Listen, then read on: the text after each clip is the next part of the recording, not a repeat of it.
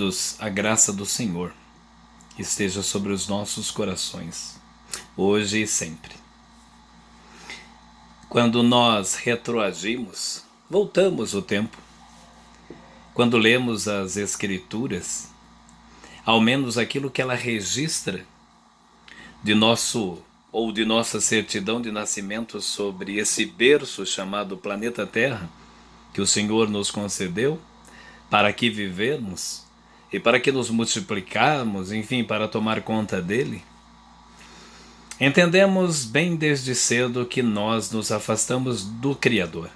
Pecamos e nos tornamos inúteis e adversários do seu amor.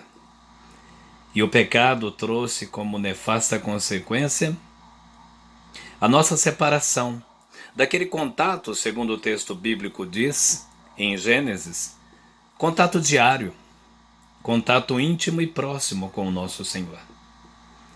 Eu interpreto ali que, sabendo o Senhor da nossa necessidade e da nossa condição, daí então, condição essa muito mais presa e limitada aos recantos da própria terra, do que era a terra, com a necessidade de tudo que derivasse da terra, viu o Senhor que nós tínhamos a necessidade igualmente de um local em que oferecêssemos um sacrifício, de um local visível, palpável e tangível. E ali nós ofereceríamos, de agora em diante, ou daquele ponto em diante, sacrifícios que representavam ao Senhor Jesus. E de um altar de pedras, Deus permitiu a instituição de um tabernáculo. E de um tabernáculo, Deus permitiu a instituição de um templo. Conquanto não fosse essa, creio, a vontade original do Senhor, mas Ele permitiu essas figuras e essas imagens, como que projetando tudo aquilo que posteriormente viria como verdade cumprida em Jesus Cristo. Vindo Jesus na plenitude dos tempos, todavia, um dia, passando por uma terra chamada Samaria, passou a dialogar com uma mulher, rompendo todos os protocolos religiosos, étnicos, de costumes e tudo mais. Ele passou a dialogar com uma mulher samaritana. Em meio àquele diálogo, aquela mulher olhou para ele e disse: Senhor, onde devemos adorar a Deus? Os judeus dizem que é em Jerusalém, lá no templo. Nós, segundo o que nos disse o patriarca Jacob, aqui no Monte Gerizim, os montes Gerizim e Ebal, da bênção e da maldição. E então Jesus olha para aquela mulher e diz: ó mulher, é chegada a hora e vindo o tempo em que os verdadeiros adoradores adorarão ao Senhor em espírito e em verdade, nem neste monte, nem em lugar nenhum. É cá dentro de nós. Prestaremos culto cá dentro de nós. Jesus literalmente rompe com toda aquela cultura que nos foi permitida praticar, de ter Deus ou ter representações que nos ligassem a Deus numa geografia, num altar de pedras, num tabernáculo, num templo, onde quer que seja. Jesus vem e diz: mulher, chegou a hora, é chegada a hora em que vocês vão se transformar em verdadeiros templos que adorarão e cultuarão ao Pai. Não se trata mais do lugar onde vou cultuar, mas sim do culto que me torno em qualquer lugar.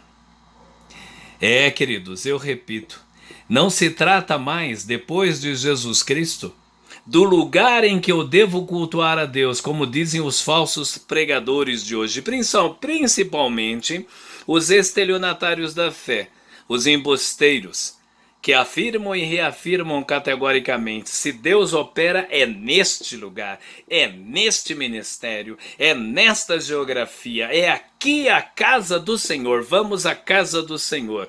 Não. Você pode até ir a um templo, mas se não nascer primeiramente um culto dentro de você, você pode estar onde quer que esteja. Deus não habita templos feitos por mãos humanas, nem vaticanos, nem templos de Salomão, nem nada disso. chegou a hora, depois que o véu se rasgou, depois que o Verbo se fez carne e depois que tudo foi consumado, depois que o Deus vivo habitou entre nós, chegou a hora em que tudo isso foi rompido, todos os simbolismos acabaram. O único altar que existe sou eu, o único templo que existe sou eu, e o culto ocorre primeiro dentro de mim. Aí sim, pode acontecer dentro de um templo, fora de um templo, debaixo de uma árvore frondosa, ou quando eu estiver contemplando a beleza sôfrega do mar, em qualquer lugar, mesmo dormindo, eu posso ser um culto a Deus. Vivendo, andando e caminhando, torno-me um culto ao Senhor. Então, mais uma vez eu digo, não se trata de procurar o lugar onde cultuar, mas trata-se de entender que o culto ocorrerá em qualquer lugar, desde que ele esteja presente dentro de mim. Simples assim. Quem entendeu isso está liberto de qualquer escravidão religiosa, doutrinagem, placas, qualquer coisa. Vive livre, ama a Deus e salmodia, onde quer que vá. É um culto livre, liberto, espontâneo, luz e sal nessa terra. A paz de Deus, um beijo no coração de todos.